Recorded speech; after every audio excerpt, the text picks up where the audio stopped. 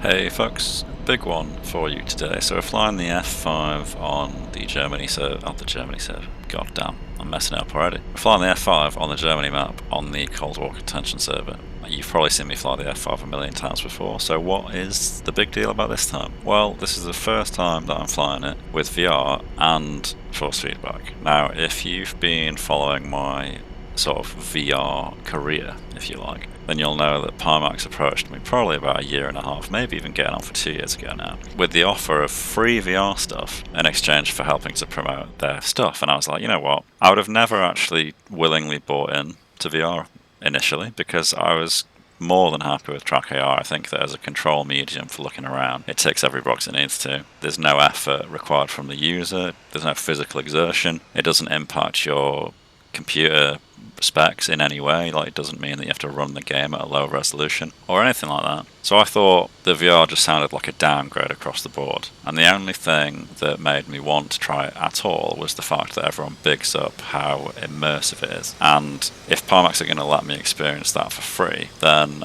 only a maniac would say no. Right, so here we are. Today we're flying with the Pimax Crystal Super and the Moza AB9 Force feedback base. Now, Pimax have actually sponsored this video. They're going to be sponsoring one video a month up until New Year. So I want to, lay my cards out early and say, yes, they are paying me to make this video. But I do want to be very, very transparent and say that they've basically only given me one rule, and that's that the video has to be balanced. And that balance has already been laid out in all of my other VR videos. Like I just said, I only agreed to them giving me free stuff because I actually wanted them to win VR over for me, because I was a skeptic. I still to this day don't feel like anyone needs VR. I think it's purely something that you buy to enhance your experience in terms of immersion. Because I flew for so long with Track AR, I actually feel a lot worse at the game in VR, because although it's very good at giving you a sense of scale and depth perception and speed, I already had that from Track AR, so I'm having to rewire my brain, because my brain trusts how it looks in 2D and not in 3D, so my performance is just worse. But with force feedback, my hope is that being able to feel the speed will help me to better compute what I'm seeing and sort of relay it through how far away stuff is and how fast I'm going, and hopefully get me to that MLG Pro gamer status that I have in Track AR, but whilst in VR. So throughout the intro I've had the overlay of my performance specs on screen. If you have a better computer than me, then you can probably use these as a baseline. If you have a worse one than me, then my recommendation would be to just tune everything down to the absolute minimum and then increase things one setting at a time, kind of like doing a science experiment at school, where you literally only want to change one variable, because then you can better take note of whether it's beneficial or not. I just added one thing at a time, starting with the things that were most important. So textures were number one for me, and then on the back end were things like water detail, and as you'll see reflected in the settings, I have quite a lot of settings turned all the way down or even off in VR. The footage that you're seeing right now was actually taken from the replay track, which I watched back in 2D. So although everything in VR has quite a crisp edge, and I'm able to visually identify targets and track them and stuff completely fine, things like shadows and trees and water and even the sky, they don't look as good to me in VR because my computer just literally it just can't handle the Pimax Crystal Super. I mean it can, I'm getting 60 FPS average, but if you want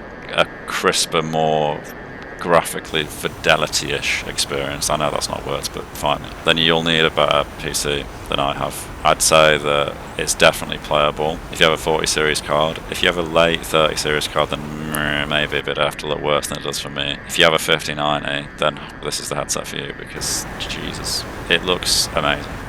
Anyway, I really wanted to test myself, so there's 4 hostiles here and me, which I think in Track AR I would have felt actually pretty good about flying into and handling. I'm a bit like Rorschach from God, what's that film called?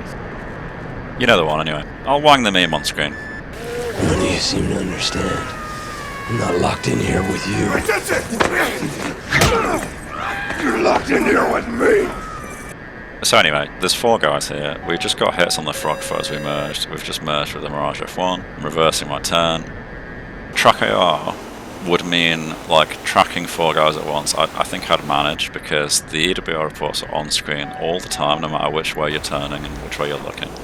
And it takes no effort to snap between different places simultaneously. You can just, 1 second you're looking left, 1 second you're looking right. Not had to move your body at all. It's effortless, it's easy. In VR, not only do the EWR reports not appear if you're looking behind you, because they're locked to the front hemisphere of the plane for some reason, but it takes way more effort to actually look around. So here, when I'm holding this right turn, I can't see these EWR reports that are popping up, so I can only really afford to closely pay attention to one target at a time, rather than continually snapping between them. So that's one of the weaknesses of VR. It's one of the reasons why VR is more difficult to do well in a gaming sense. But the immersion means that if you manage to pull off some mad shit like this, you basically feel like God afterwards.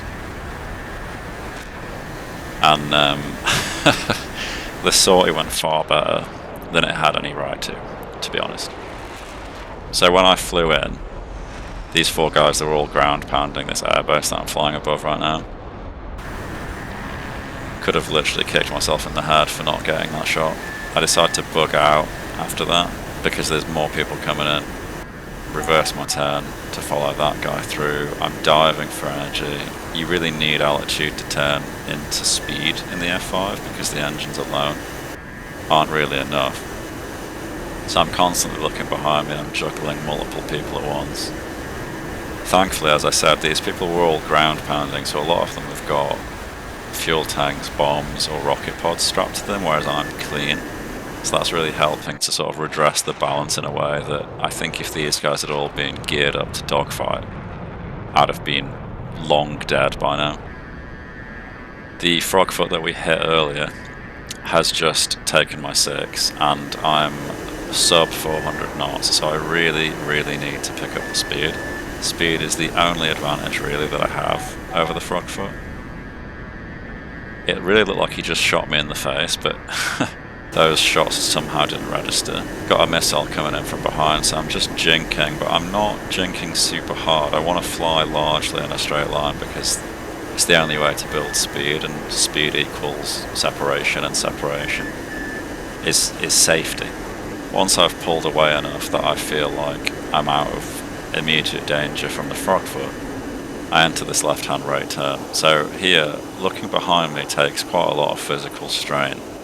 I have a side stick, so I can only really hold this position in a left-hand turn. But because of force feedback, I'm able to hold my rate speed extremely well whilst looking behind me. The problem is that I'm doing such a good job of holding my rate that the 3 guys that are following me, they're really not managing their speed well, but them being slow just means that their turn circle is actually a lot smaller. My speed being like actually at my rate speed means that my turn circle is actually massive, and they're just sitting inside my turn circle. So really what I should have been doing here is dialing up the aggression quite a lot, because I could have afforded quite safely to pull a lot harder than I am, and yeah, it would have bled my speed off, it would have made me slower. But the guys behind me are already so much slower than I am that it would have just meant that I rated around the circle behind them a lot quicker, because they'd already like bled their energy down to like, danger master caution level. So by maintaining this rate, I felt like I was doing a good job of managing everything, especially spotting this guy and getting shots on in the head on. I was quite proud of seeing that guy do that. But I was throwing away a lot of opportunities, and I'm basically just wasting fuel. And all this is just off the back of me having a worse sense of my situational awareness in VR, because the EWR reports aren't viewable unless I'm looking forwards. So I miss a lot of information, and that is just the thing in VR that happens. There's no real way around it, unfortunately. So we pull up behind this guy. I somehow fail to get any hits on him whatsoever, but then he does actually crash, thankfully. So up to now we have a manoeuvre kill on that guy. We got some really solid hits on the frogfoot earlier, and the frogfoot does actually end up ejecting in a little bit, so that's our 1 credited kill. Then we got hits on that Mirage in the head on a little bit ago. So there's 2 guys left. One of them I've shot a bit already, but I'm not sure what damage it did, if anything. But going from, you know, like a 4-on-1 at the start to a 2-on-1 right now, I'm feeling pretty happy about that, to be honest. Merged with one, so reversing our turn. As we reverse our turn, he shoots a missile at me, but I notice that there's another one behind him, so we switch our attention to the other one.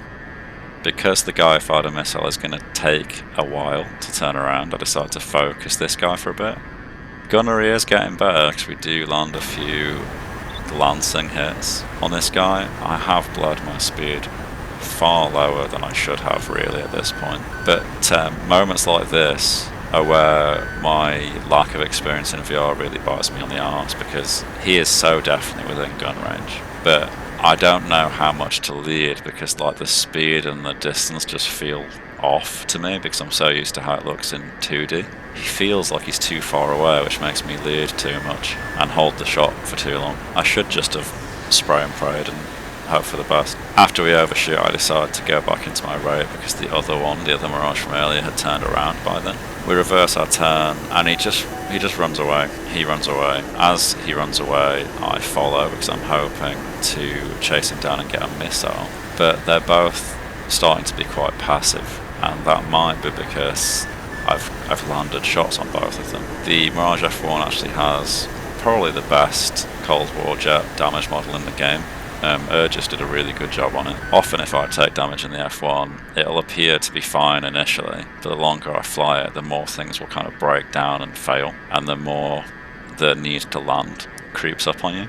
If these guys are seasoned F1 pilots, and they might know that, they might be anticipating that, and they might be bugging out ahead of time to play it safe. So I'm tailing this first one in the hope that I can get close enough to just shoot a missile at him. I've still got both of them. Haven't used either, but my fuel is getting to be a significant issue. We're down to about maybe 10-15% at most. And as we chase this one down, I'm conscious of the other one coming up behind me. And I don't know at this point whether he intends to actually chase me down and kill me or not, or if he's just trying to stop me from chasing his buddy down. We turn hot to try and engage him, which is not wise with the fuel, but I can't really let him follow me and set on my 6. I don't notice him until we merge, so I reverse the turn back into him as well, but he ends up just running away as well.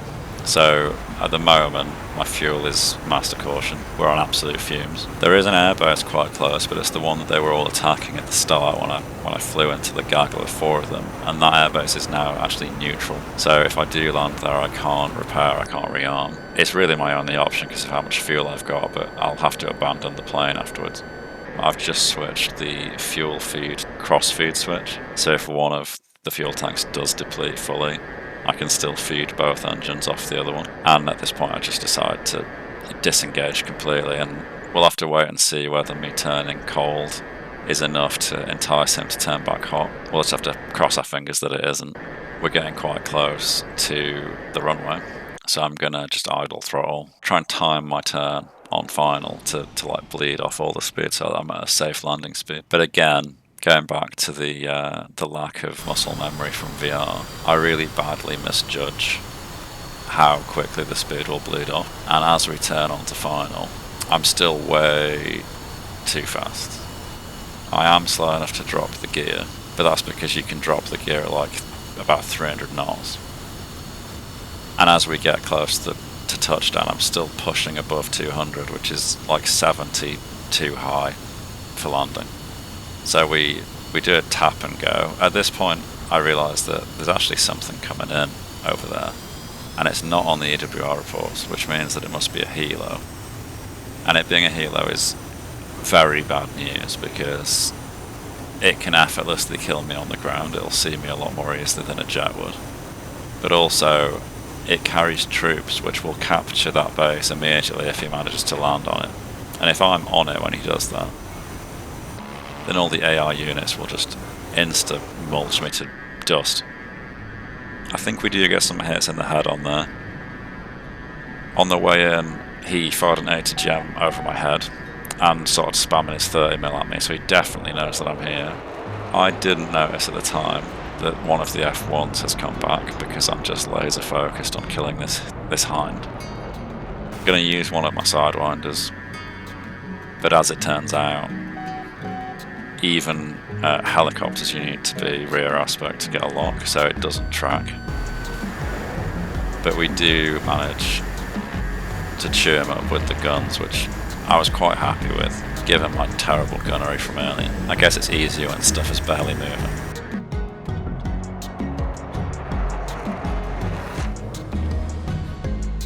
The fuel just ran out. And this is where everything really goes to shit, because the way I have my flaps bound up, I can switch between raised, fixed and auto. And if they're in auto, then when you drop the gear, the flaps automatically go into landing mode. And in landing mode, they're like, you know, it's down as far as they can, they give you maximum lift. I thought that's what was happening, but I've actually put it in fixed by accident. So I'm not getting the lift that I'm expecting right now. And my turn was horrible, I didn't get online with the runway, I didn't want that to happen. But it kind of worked. We lived. We survived a 4-on-1 engagement. We came away with a manoeuvre kill, a kill on a frog foot, and a kill on a hind. I survived to live another day, and I'm quite happy with the force feedback and the VR headset. So if you enjoyed that, folks, like and subscribe and all that YouTube spiel. If Pimax has impressed you, then be sure to check out the links in the video description. But beyond that, thanks a lot for watching, folks, and I'll see you in the next one. Cheers.